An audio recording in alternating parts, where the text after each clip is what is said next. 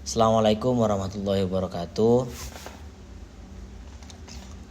Perkenalkan, saya Muhammad Syihabuddin. Di sini saya akan mempresentasikan materi tentang software statistik SPSS pada mata kuliah statistika dan probabilistik sebagai pengganti nilai pada mata kuliah tersebut. Langsung saja, saya akan menjelaskan sedikit tentang software statistik SPSS atau Statistical Package for the Social Science. Yang pertama, yakni ada pengertian SPSS. SPSS merupakan software yang digunakan untuk mengolah data statistik secara cepat dan akurat.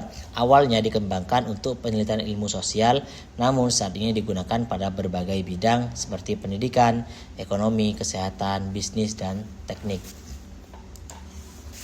Selanjutnya, yakni SPSS banyak digunakan dalam penelitian pendidikan, penelitian kesehatan, penelitian ekonomi, penelitian sosial, skripsi, tesis, dan disertasi. Selanjutnya, ini tujuan penggunaan SPSS. Yang pertama adalah mempermudah pengolahan data, mengurangi kesalahan perhitungan, menampilkan hasil analisis secara cepat dan akurat. Selanjutnya, yakni sejarah singkat SPSS. Pada tahun 1968 dikembangkan oleh Norman Hani, C. Hadlaihul, dan Del Haben. Awalnya digunakan untuk penelitian ilmu sosial.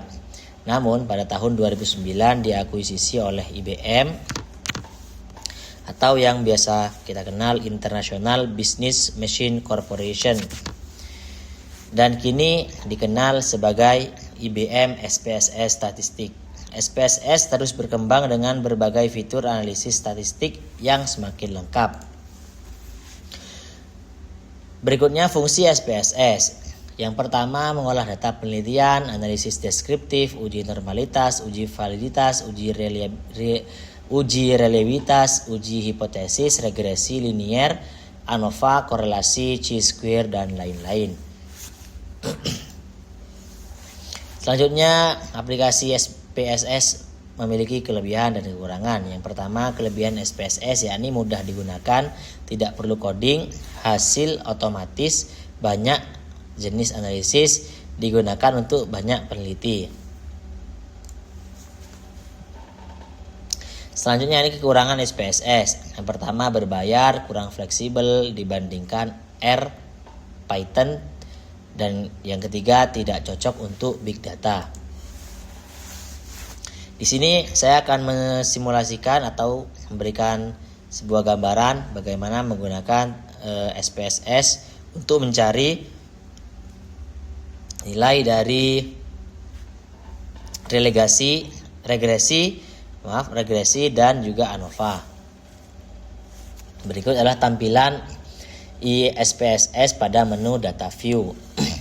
Di sini saya sudah menyiapkan data untuk dilihat hasil regresinya. Di sini saya membuat 3 variabel, yaitu mahasiswa, lama belajar, dan juga nilai. Namun nanti yang akan kita masukkan ke aplikasi SPSS hanya ada 2, yakni lama belajar dan juga nilai. Pertama-tama kita akan berada pada menu data view, di mana menu data view ini yang akan membuat atau yang akan dibuat sebagai tampilan data yang sudah dari data yang sudah kita siapkan tadi. Selanjutnya yakni tampilan IBM SPSS pada menu variable view untuk membuat variabel dari data yang akan kita masukkan. Jadi sebelum kita menuju ke data view, kita perlu ke variable view untuk membuat variabel. Yang mana variabel yang dimaksud adalah dua dari 3 variabel yang sudah kita siapkan. Nah, di sini kita sudah memasukkan 2 variabel, yaitu variabel jam dan juga nilai. Yang mana dari variabel ini nanti akan kita tambahkan nilai atau data yang sudah kita siapkan di Excel tadi. Berikutnya, kita akan menginput nilai dari data yang akan dicari menggunakan metode regresi. Data ini merupakan data yang sudah kita siapkan di awal tadi, lalu kita masukkan ke menu data view pada IBM SPSS Statistik. Selanjutnya, apabila data sudah kita masukkan, langkah selanjutnya yakni kita akan mencari hasil dari regresi. Yang pertama, kita menuju ke menu analis, lalu kita akan ke menu regression. Dari menu regression nanti akan ada menu linear. Setelah itu diklik, maka akan muncul menu linear regression. Di sini kita akan memasukkan variabel tadi itu ke dalam bagiannya masing-masing. Yang pertama, variabel jam akan kita masukkan ke kolom independen. Lalu variabel nilai akan kita masukkan ke kolom dependen. Setelah itu diklik OK, lalu akan muncul hasil dari koefisien yang sudah kita berhasil buat dari nilai yang sudah kita input tadi. Di sini kita menemukan hasil dari SIG titik 000 dengan artian lama belajar berpengaruh signifikan terhadap nilai mahasiswa. Selanjutnya kita akan mencoba melihat hasil dari ANOVA. Di sini kita menggunakan data yang berbeda. Di sini saya membuat dua variabel, ada kelas, ada nilai.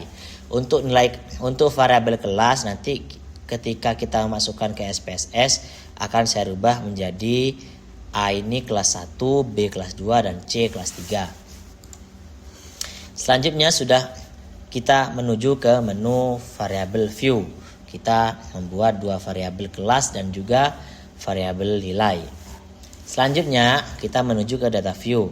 Kita akan memasukkan nilai yang sudah kita siapkan tadi, yaitu variabel kelas seperti apa yang saya sampaikan tadi. Variabel kelas ini yang A itu ditandai dengan angka 1, yang B ditandai dengan angka 2, yang C ditandai dengan angka 3. Begitupun nilai yang sudah kita siapkan. Setelah semuanya terinput, maka kita langsung akan mencari hasil menggunakan metode ANOVA. Yang pertama kita ke analisis lagi. Setelah itu kita ke menu comparements. Di menu comparements nanti kita akan menemukan menu one way ANOVA. Setelah itu diklik maka akan muncul menu one way ANOVA. Sama seperti tadi, kita akan masukkan variabel ini ke dalam kolomnya masing-masing. Untuk kolom kelas kita akan masukkan untuk variabel kelas kita akan masukkan ke kolom faktor. Untuk variabel nilai kita akan masukkan ke kolom dependen.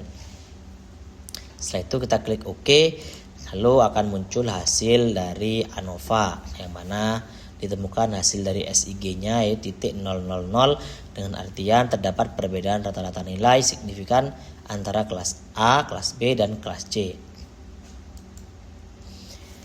Itulah tadi penjelasan singkat dan juga demo dan juga tutorial atau cara memasukkan nilai ke dalam aplikasi SPSS menggunakan nilai yang sudah kita buat sendiri. Dari saya, apabila ada salah kata saya mohon maaf, kurang lebihnya. Assalamualaikum warahmatullahi wabarakatuh.